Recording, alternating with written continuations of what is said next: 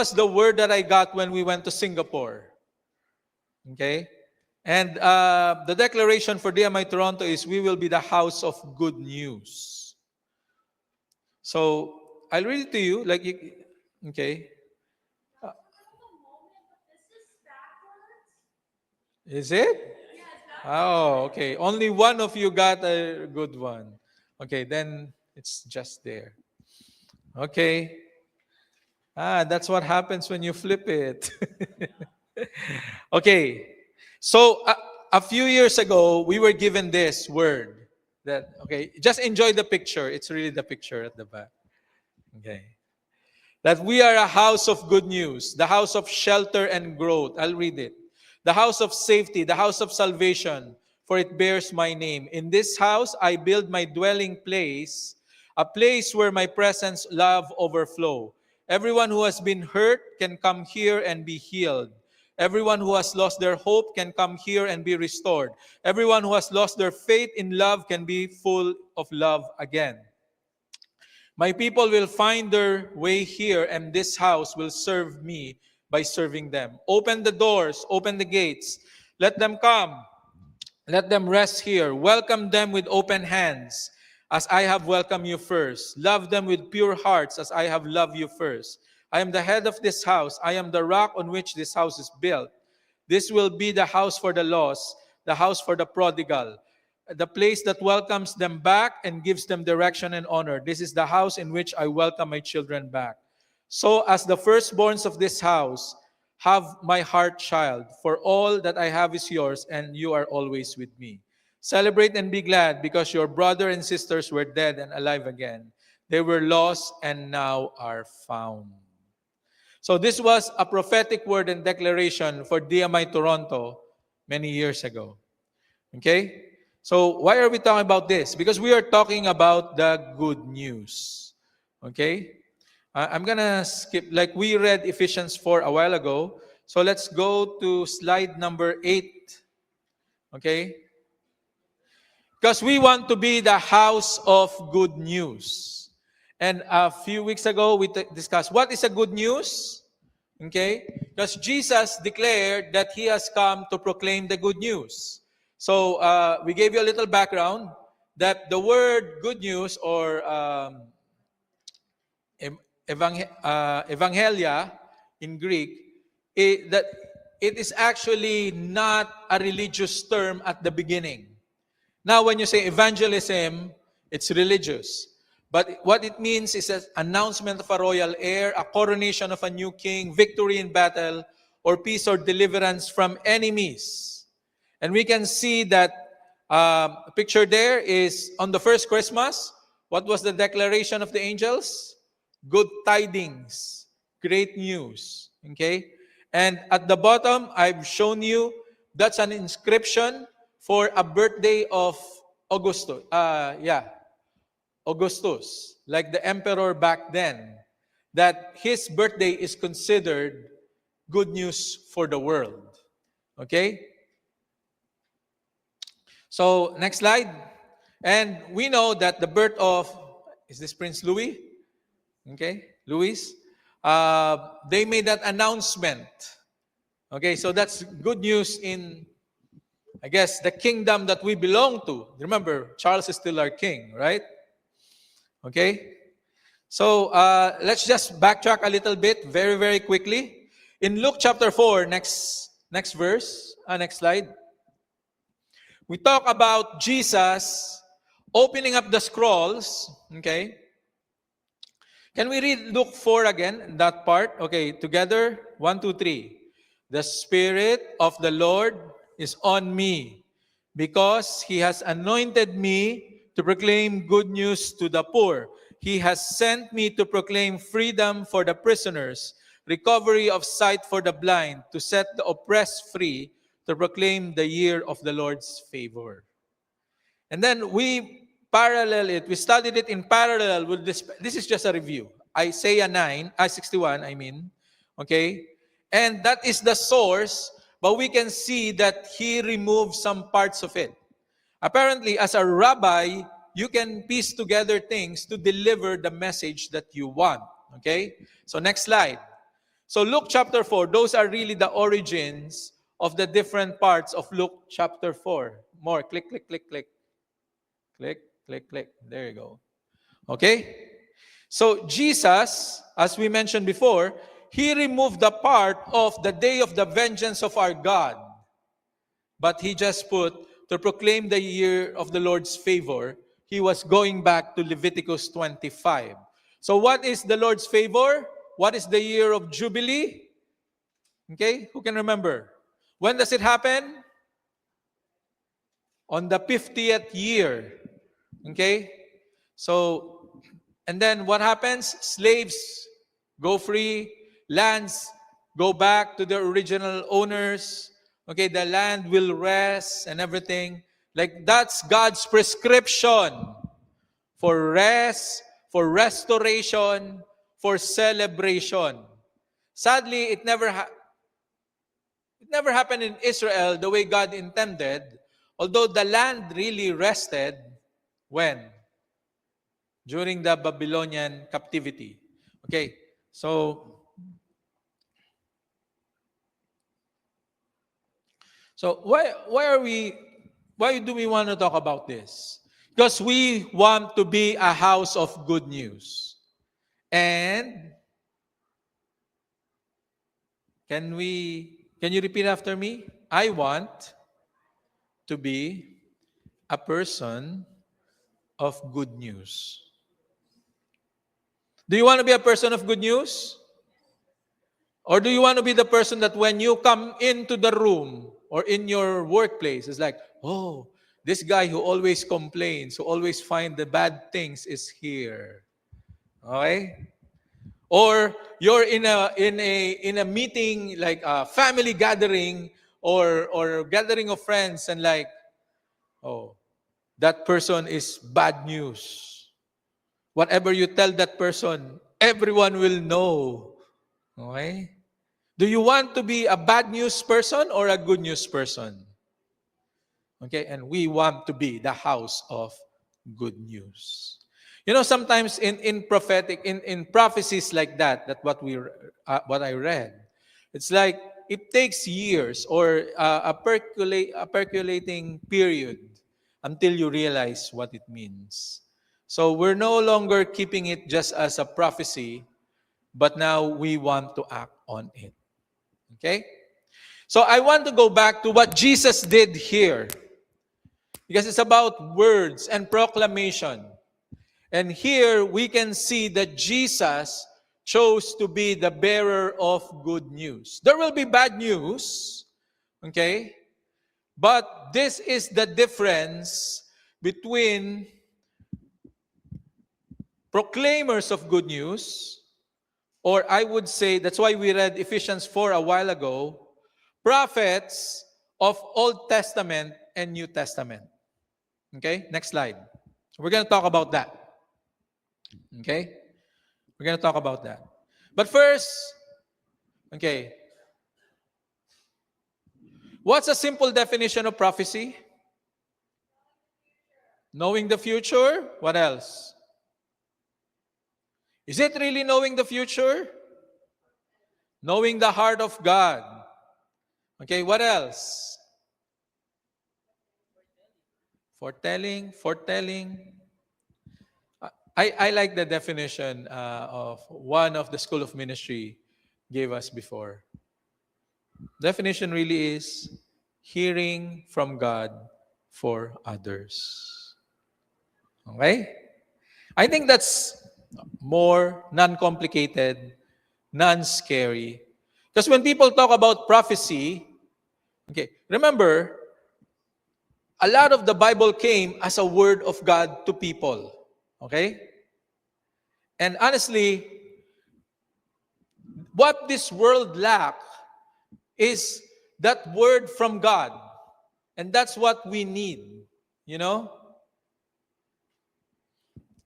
So hearing from God for others. Let's keep it that way. Yes, there will be foretelling. You tell about the future and stuff. But the important part is the foretelling. What is the heart of God for a person or a group or a people. Because even the judgments and things pronounced in the Old Testament, in the scriptures, is not really just the prophet trying to flex, like, oh, I can tell the future. No. It is in the context of what is the heart of God for His people. Are you with me? So let us be a house of good news, DMI. Okay? That we know the heart of God for us. That's why we teach hearing from God, but also knowing the heart of God for other people. Okay. We mentioned here, because a lot of people, when we talk about prophecy, like we look at the Old Testament. And what are the kind of prophecies in the Old Testament? Destruction. Yeah, but there's also a lot about prophecy about Jesus, right? Like even David is considered a prophet, correct? But most of the things that we read about destruction is like towards the end of the Old Testament, which is about God's covenant lawsuit, or like his complaint that like his people broke the commandments. But there are a lot of things, like in Psalms, you can see a lot of prophecy, like what's in the heart of God. Okay? In Psalm 23, what could be a prophecy there? Surely, goodness and mercy shall follow me all the days of my life. It tells about a future event. It tells about what's happening. It's also telling about the heart of God. It's not talking about destruction. That is prophecy. But some people don't see it that way, because we are preconditioned to think that it's all about judgment. Okay? And yes, there will be judgment. Okay? But for us to be the house of good news and to, basically, I'm announcing this, we are going to start a prophetic journey as a church. Okay? We want to tap into this because we want to be a house of good news. But I want to lay some foundation. Okay. So, what is an Old Testament prophet? What does it do? Okay. I want go to the next slide, and this is just a little story.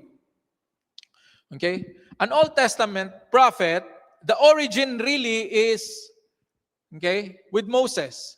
What was God's plan? If you look at that carefully, in Exodus 19, it talks about, you will be for me a treasured possession among all peoples, okay, a kingdom of priests and a holy nation. What was God's intention for Israel? A royal priesthood. Did this happen? No. When did it happen? What did Peter said? For you are a chosen generation, a royal priesthood, a holy nation, a peculiar people. It did not happen in the Old Testament, it happened in the New. When the Holy Spirit was given to us, that we became God's people as well. Peter was directly quoting that. That was God's plan. But what happened with Israel? I highlighted a little things. Okay? God was asking them, prepare yourselves. Okay? Prepare. I want to talk to you. Because this is chapter 20. Then the 10 commandments were given. And what was the reaction of the people? This was after the 10 commandments was given. They said to Moses, you speak to us and we will listen, but do not let God speak to us lest we die. Okay? And then the people stood afar off while Moses drew near to the thick darkness where God was. Can you see the picture?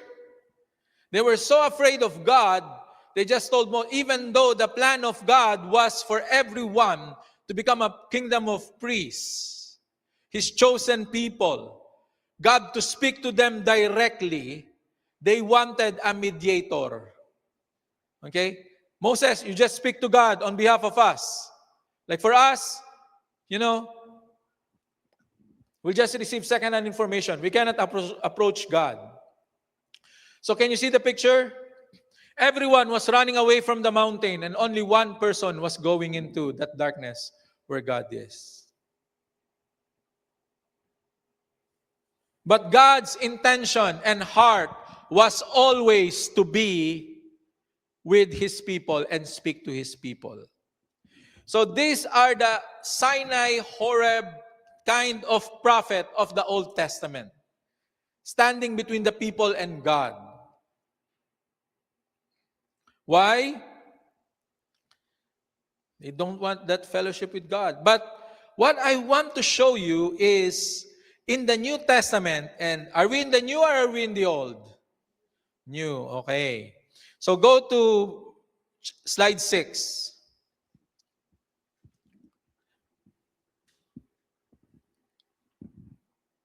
Okay? We read this a while ago, that Jesus, when He ascended on high, He held a host of captives. This was His victory.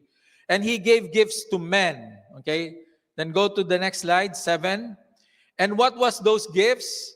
The gift was apostles, prophets, evangelists, shepherds, and teachers. Okay?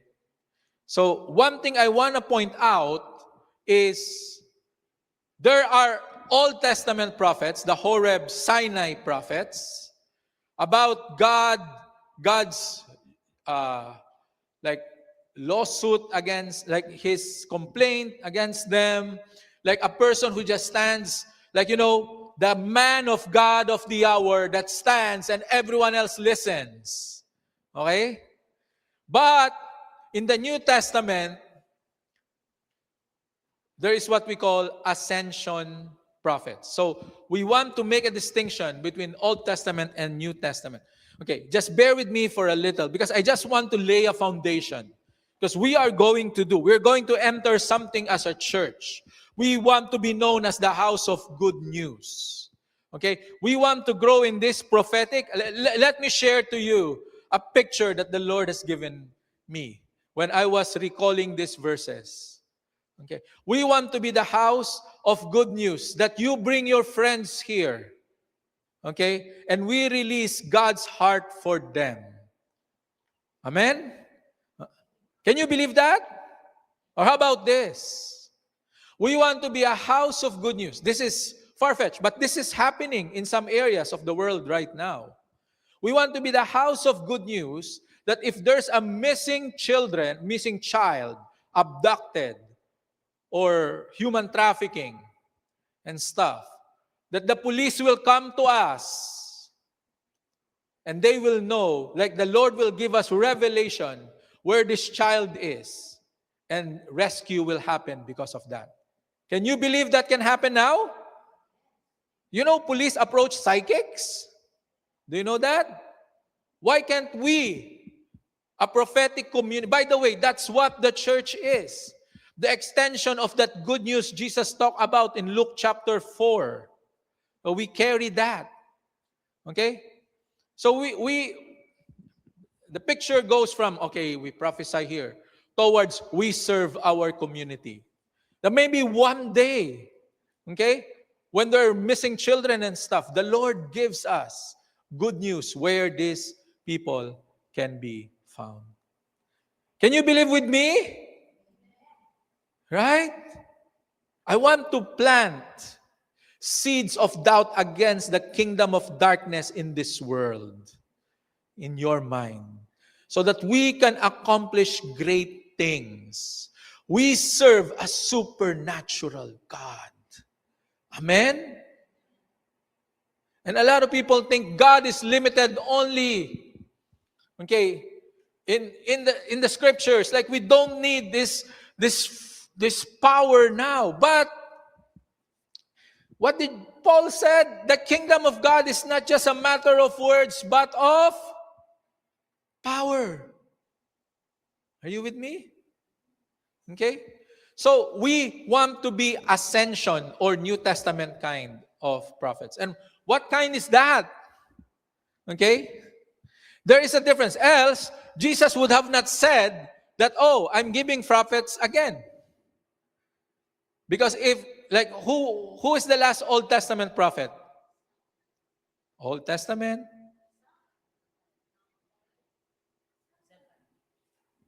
Come on. John the Baptist. Yes, he's still part of the Old Testament before Christ died. Right? But now, we are in the new covenant. When you talk to people now, they are children of God in our church family, correct? And there is now that enabling of the Holy Spirit in us. So go to slide 14. So what is a New Testament ascension prophet? In fact, the entire church is a prophetic community. Do you know that? Okay?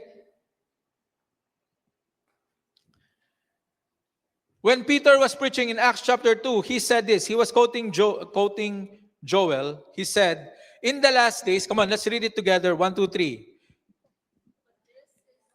Uttered through the prophet Joel. Come on. And in the last days, it shall be, God declares, that I will pour out my spirit on all flesh. And your sons and your daughters shall prophesy. And your young men shall see visions. And your old men shall dream dreams. Even on my male servants and female servants, in those days I will pour out my spirit, and they shall prophesy. Okay, we can stop there. Okay? So, some people believe, like, oh, we don't need this anymore. Some people wrongly quote 1 Corinthians 13. It says that we prophesy in part, we see in part. But when the perfect comes, okay, we don't need these things anymore. And you know what people thought the perfect is? When the Bible is completed.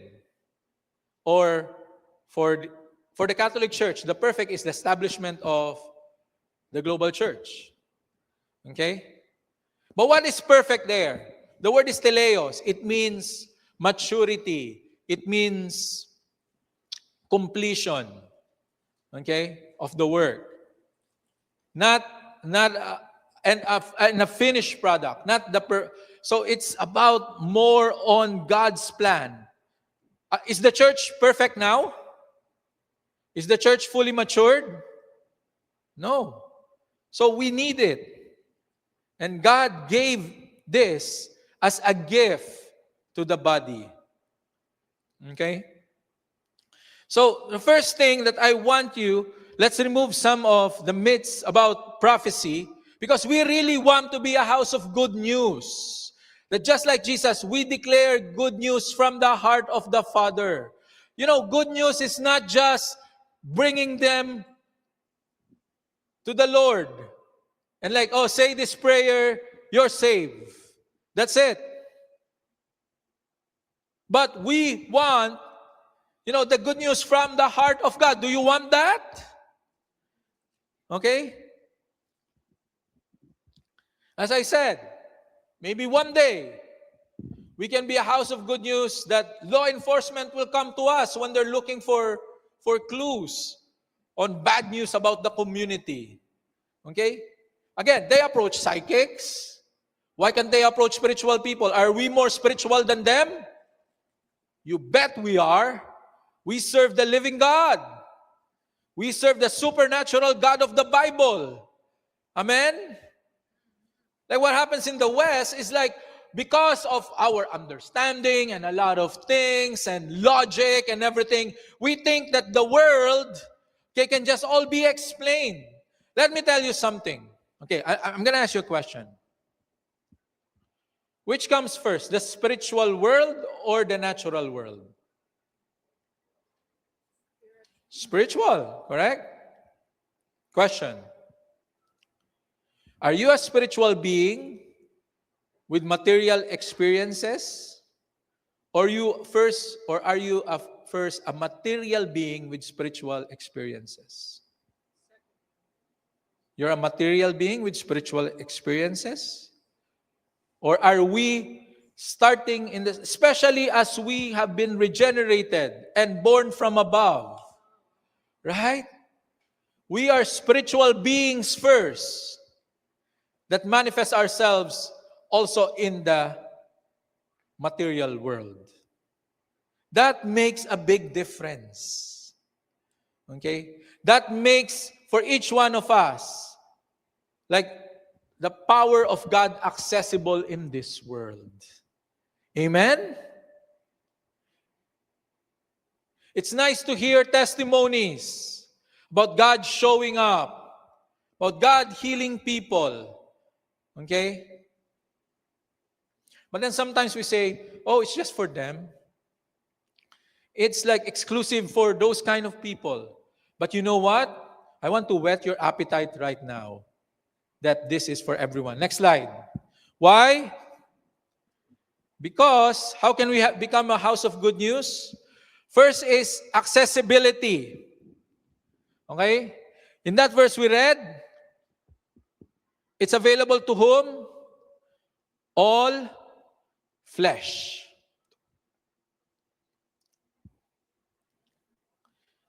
All flesh.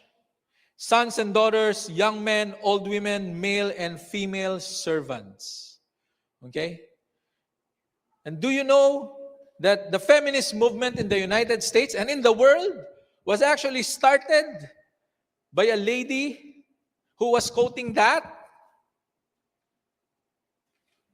Okay?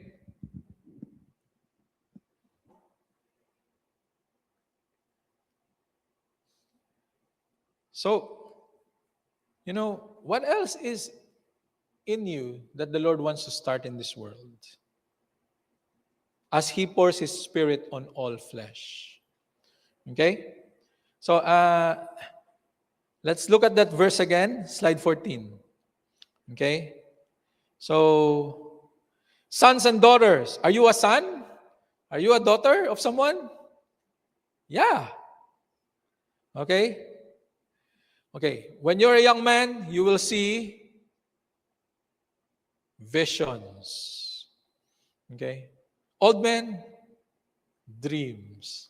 So what do you see now? Are you dreaming or you have visions? Okay.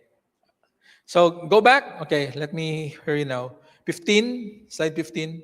All flesh. So we encourage everyone to know and speak the heart of God. Amen? Like, it's not just for the few. It is accessible to everyone. Let's not be like Israel. Moses, you go speak to God. Okay? We're scared of him. He might kill us. We're not ready to talk to him. But now, it's open to everyone. Are you with me? Of course, there will be people that specialize on this. You might be one of them.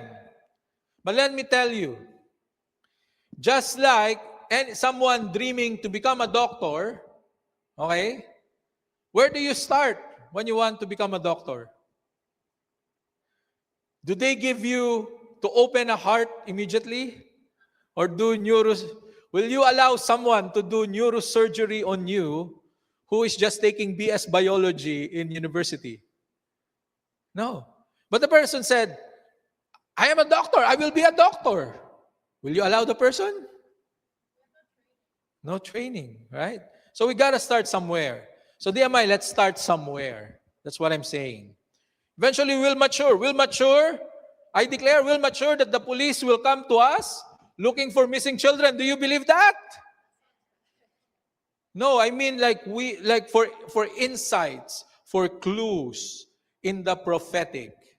This is happening in the States. There are churches that police go to when they're looking for clues on missing children. And there were several solved cases already. Okay, that's documented. Okay? So it's accessible. But more for us is to know the heart of God for each one. Okay? So, next slide. First, A is accessibility. The second is accountability. Okay, here's the thing. Let's stick first with the good news. Okay? Reconciliation and restoration. Why? Because you cannot do the neurosurgery yet. Okay? One day you can. One day we can go and graduate to deeper levels. But this is the prophecy that Paul said in Corinthians. What did he say? That I wish everyone will prophesy. Right? So this kind of prophecy is not telling people, oh, you're going to China. Like sell all your belongings and you go to China.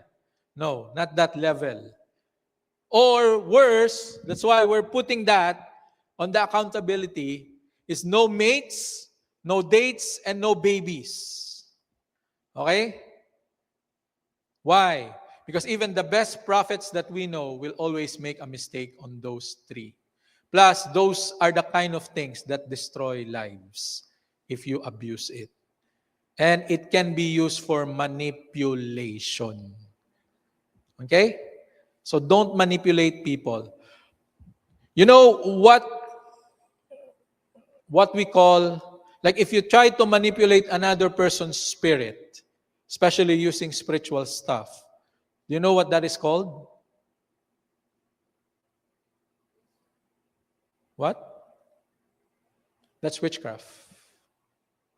Okay? So we don't want to be the house of witches. We want to be the house of good news. Amen? Okay? And we're going to do presbytery. We're going to do it with groups. Okay? Presbytery means it's a group of elders. So I don't know if we have time. Maybe we'll have a little bit. Okay? But what I would like is, the plan really is, every time I'm not preaching, I'll lead the presbytery.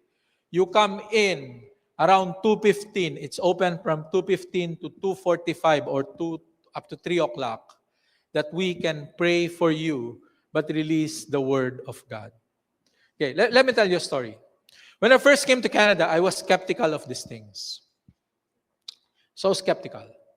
Then I went to my first prophetic presbytery in Catch the Fire. And the person, like there were 3 people. You usually, back then was recorders, right? They record it. Okay? Nowadays, what can you use as a recorder? Your own cell phone, if you want to record it. Okay, so what happened? This guy, girl, prophesied to me and said, this was like just 2002 or 2001 when Mario and I went there for the first time. Then he said, I can see you cooking. Can you see me cooking? Yeah, back then, no one sees me cooking. Okay? I can see you cooking. But then you will cook for great men and women of God. The Lord is going to bring to your house people you will cook for. And you will cook for many. And at first I thought, this person doesn't know what she is talking about. No, because I don't cook. I don't own the kitchen. Back then, Tatay is the cook of the house. Okay? You cannot cook in his kitchen. He owns it. Yeah. Okay? And I have no hurts. Okay? I have no hurts, but I'm just saying it for an example. And you know what? This girl, she even has like, I don't know, 1, 2, 3, 4, 5, 6, 7, 8, 9, 10 piercings all over. Later on, I will meet her again and found out that that was from her past. Then, because it's better to have all those jewelries than have open stuff, that's why she still puts them. But it was from her past. I think some biker past or something. Okay? So sometimes you cannot judge people, right? Because they don't look like you. They don't act like you. But God used this person. You know what happened to me when I first cooked in my house? I tried to do some steak, because I like steak. Okay?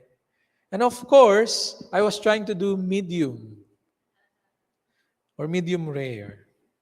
Okay, Tatay saw it and said, this is raw. So he threw it away. I have no hurts about that. Yeah. But I persevere. Okay, then eventually when I have my own house, I started this passion for cooking. That's what a prophetic word can do. Are you with me? What could be a negative word on that?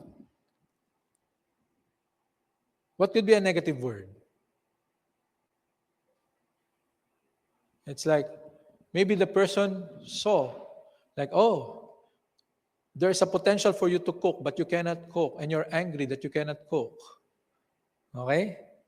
But instead, what was released was a good news. Are you with me? Like you can choose your words, but make it still good news. What if a person is struggling? Okay? As I shared to you before, the example of Patricia King, a person was struggling, got out of jail, tendency to reoffend and everything. And she saw that in the spirit. And and when the person approached her, what she released was, instead of condemning the person that you will reoffend, that you are struggling, that it's better for you just to go back to jail and everything. Okay? She released a word of, like, God is enabling you to overcome the things that you cannot overcome. Those kind of things. Right? God is giving you power to be a different person than you used to be. Can you see the difference between a good news and a bad news? Okay? Let's make this a house of good news. Rebuke will come. And you know what? What I find about people who love the prophetic is, like, rebuke is okay for others, but not for them. Okay? Okay, are we learning something? Okay, let me wrap up. Because I cook for you some salmon today. Hey, okay. And lastly, next slide. We can become the house of good news by alignment. Align with God's word. Okay? So how can we say this? Okay. Good news. God's word. Okay? If you have like a word for someone, like, I heard God is saying to you this, but it doesn't align to God's word. Let's say someone tells you, like, God is telling me, it's okay for you not to give to the Lord. Or it's okay for you, to skip church or anything. Doesn't align. We heard the testimony of our brother. Do you want to live in such a country before we embrace the freedom that we have? Okay? Are we learning something? Okay? And align to God's character. There's a prophet in the Old Testament who did not align to God's character. I'm talking about Jonah. What happened to Jonah? Yes, and then he preached. Just like that. He preached in Nineveh. Do you know where Nineveh is? Syria. You know what they do to their enemies? They're the ones who started decapitating people and hanging them outside the city walls. That's the origin of your crucifixion. And even up to now, what happens in Syria? They behead you. That thing is an evil that started many, many centuries ago. This was the area that Jonah was dealing with. He wanted them punished, but that's why he doesn't want to deliver the word of God. And he wants them to be destroyed immediately. But what happened? The most effective preaching in the history of the Old Testament. An entire capital of an empire turned to the Lord in one day. And even their king, their emperor, turned to the Lord. And what did the prophet said? What did he do? He got angry with God. Like, Lord, why? Why don't you destroy them? Right? You can read Jonah chapter 3. And what did the Lord do to Jonah? No, the whale was past that. He was like looking at the city, repenting, fasting, in sackcloth, prayer, and everything. Then God not destroying the city, and he was like outside the city, maybe in a hill. And then he was sitting there, and then there's this like, it's so hot, most probably it's in a desert area. There's like a leaf, like a tree, like covering him, but just a little leaf and stuff. And then God allowed the leaf to die down, to dry up. Then he became angry with God. Why did you kill the leaf and the plant? Can't you see I'm using it? Then he said, like, what kind of heart do you have? You care for this little plant. You don't care for like 1 million people that will be destroyed. Okay? Align our words with the character of God. What was the character of God there? Yes, He's a God of justice, but He is also merciful. Amen? Okay? And it's aligned with God's mission. Okay? So, aligned with God's mission. So, we can continue in this. In fact, what I want to do is with the men, we are doing the School of Healing. And we are going for that. For the women, I'm going to talk to Grace. We can turn Friday nights into the School of the Prophetic. I do not want to call it the School of the Prophets because I don't want everyone here calling themselves, I'm a prophet now. Okay? You're a prophet for profit? No.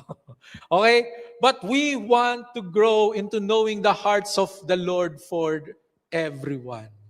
Amen? Okay? And no excuses. Men, women, daughters, sons, old men, young women, everyone can share the heart of God. Okay? That's our summary. How can we become a house of good news? What are the 3 A's? Come on. Accessibility, accountability, and alignment. Okay, next slide.